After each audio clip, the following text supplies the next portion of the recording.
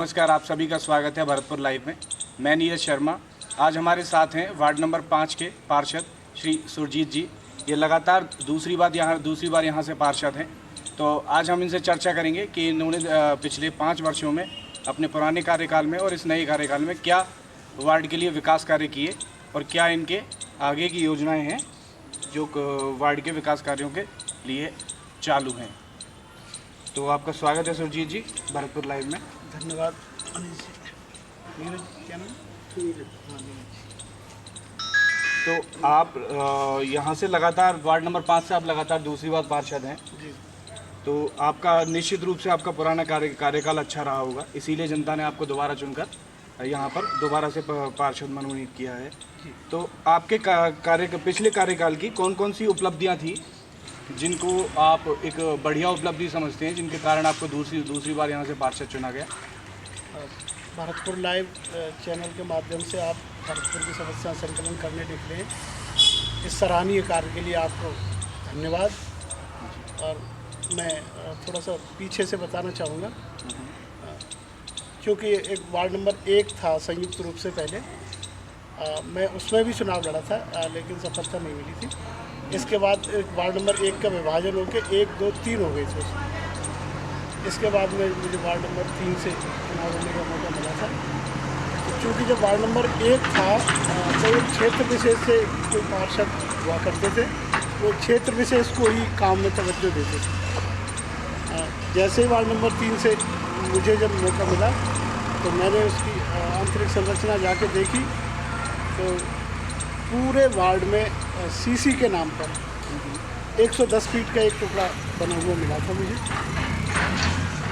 CC बनाते बनाते UIT के माध्यम से, चूँकि कॉलोनी आधी से ज़्यादा कॉलोनी नगर सुधार न्यास क्षेत्र में आती है और उससे बहुत कम एरिया नगर निगम में आता था। नगर निगम में चूँकि एक गांव आता था गोलपुरा, जो कि पुश्तैनी रूप से आबादी में था, उसे ही नगर निगम की परिभाषा कहते हैं जो आबादी में होती है। बाकी के कार्य सारे यूआईटी से कराने होते थे। क्योंकि यूआईटी में एक अलग ही प्रोसेस है काम कराने का। 80% कन्वर्ट होने की कंडीशन में ही यूआईटी उस क्षेत्र में विकास कार्य कराती है। मेरी कॉलोनी में आधे से ज़्यादा स्लम एरियाज़ हैं, छोटी बस्ती है, कच्ची बस्ती टाइप, दिहाड़ी मजदूर टाइप लोग ज़्यादा थे। तो 80% का जो टारगेट था कन्वर्जन का, उसे पार पाना उनके लिए संभव नहीं था। तो बड़ी परेशानी आई थी उस समय। लेकिन पूरे 5 वर्ष के दौरान चूँकि भाजपा की सरकार थी, मैं भाजपा के टिकट पर वार्ड नंबर 3 से पार्षद था।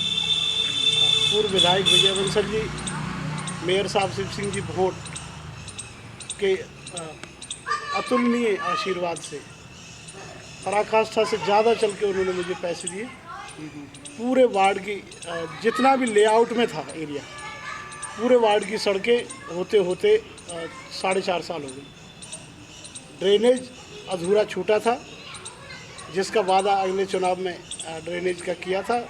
क्योंकि लोगों ने देखा था कि पूरे 4.5 वर्ष एक भी दिन में बैठा नहीं रहा, सड़कें ही इतनी ड्यू थी कि उनको बनाते बनाते ही 4.5 साल हो गए। 7 करोड़ रुपए के लगभग के कार्य यूआईटी से हुए थे और करीब 6 करोड़ रुपए के, 6.25 करोड़ रुपए के कार्य नगर निगम से हुए थे। लगभग 13 करोड़ रुपए के काम हुए थे वार्ड में।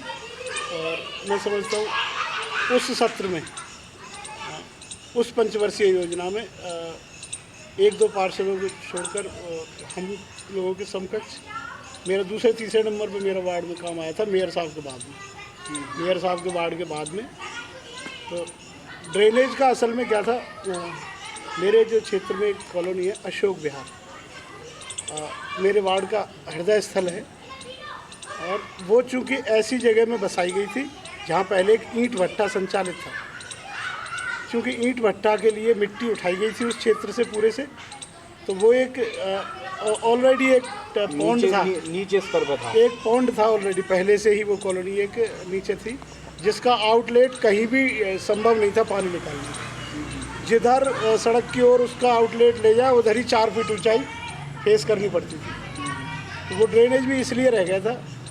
अब मेरी प्यारी वार्ड नंबर पूर्व में 3 और 5 की जनता ने पुनः मुझे आशीर्वाद प्रदान किया है 92 लाख रुपए के काम वार्ड में वर्किंग ऑर्डर होकर और होने की कंडीशन में 36.5 लाख रुपए की इंटरलॉकिंग है।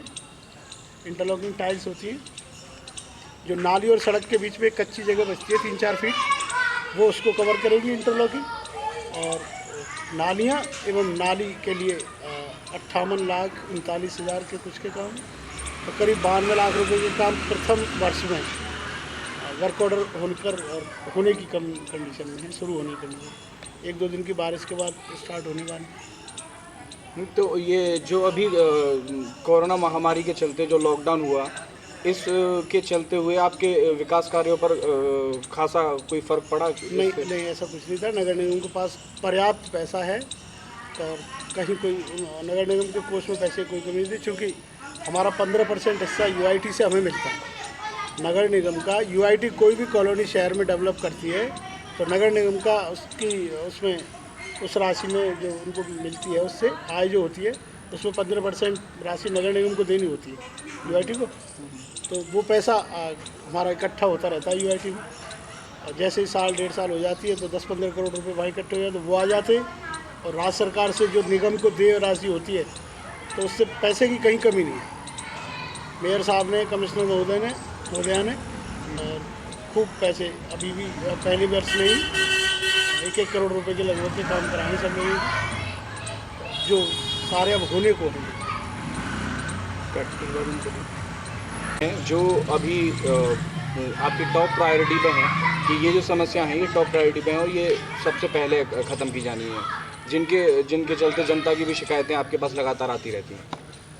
मैं आपको बताना चाहूँगा, अब मेरे वार्ड का करीब 1/4 हिस्सा ऐसा है जो नॉन लेआउट है। नॉन लेआउट एरिया है जिसका कहीं भी कोई रिकॉर्ड शहर के नक्शे में संचालन में नहीं है।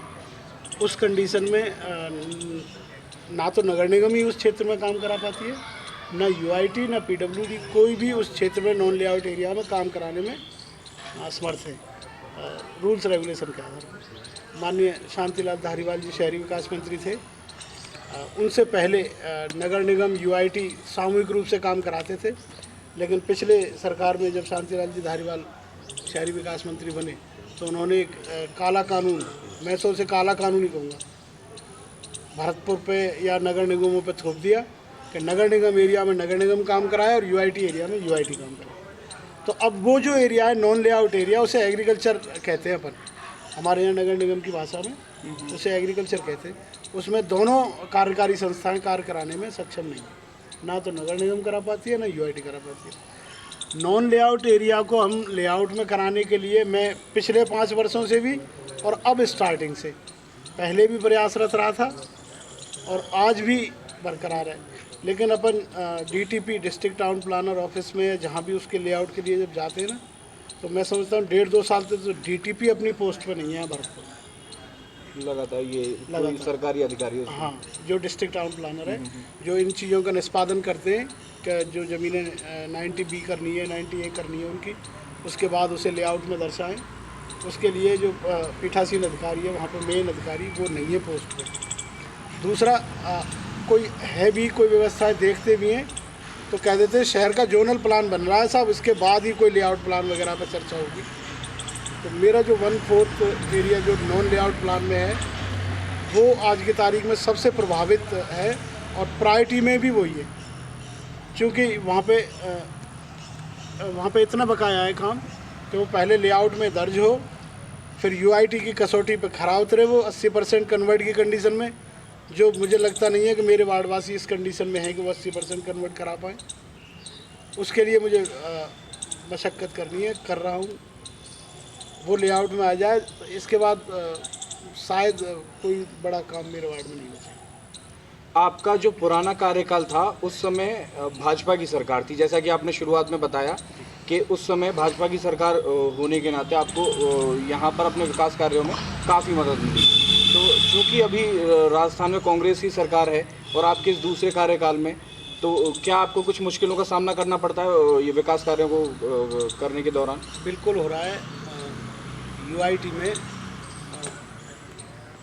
जैसे हम लोग अप्लाई करते हैं कि सर मेरे यहाँ एक यूआईटी का एरिया है, मैं नॉन लेआउट की भी नहीं कहूँ, लेआउट की भी कहूँ तो वहाँ पे मुंह देख के टीका किए जा रहे हैं। ऐसा है कि कांग्रेस पृष्ठभूमि से अगर कोई है तो उनके कामों को वरीयता दी जा रही है, बाकी के लोगों के साथ थोड़ा सा इस तरह का किया जाता है। जो कांग्रेस खेमे से जो पार्षद आते हैं उनको प्राथमिकता दी जाती है वहाँ पर। हाँ, थोड़ा सा ऐसा हमारे जो मंत्री महोदय हैं उन्होंने नई परिपाटी चालू की है इस तरह की। गर्ग साहब, ऐसा पहले नहीं था भरतपुर में, यूआईटी में तो कम से कम नहीं था, नगर निगम में नहीं था।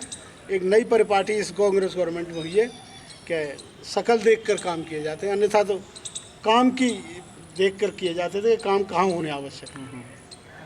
जी, जो चूँकि अभी महामारी का दौर चल रहा है और भरतपुर में भी हमारे भरतपुर ज़िले में भी तो महामारी काफ़ी ऊंचे स्तर पर व्याप्त है, तो अभी आप अपने वार्ड में महामारी को लेकर किस तरह के कार्यों को?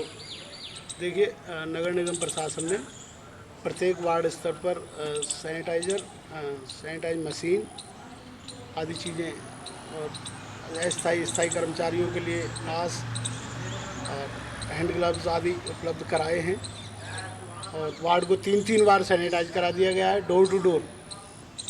इसका लोगों में संतोष भी है। जब कोई पेशेंट कहीं और किसी गली से निकलता है तो फिर दोबारा से उस वार्ड को करा देते हैं, उस पूरे क्षेत्र को करा देते हैं।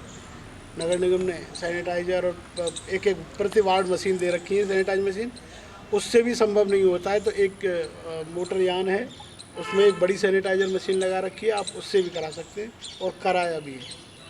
तो मैं समझता हूँ हमने अपने वार्ड में उसको महामारी को इस तरह हावी नहीं होने दिया कि अधिकांश संख्या में यहाँ से पेशेंट निकल रहे हों।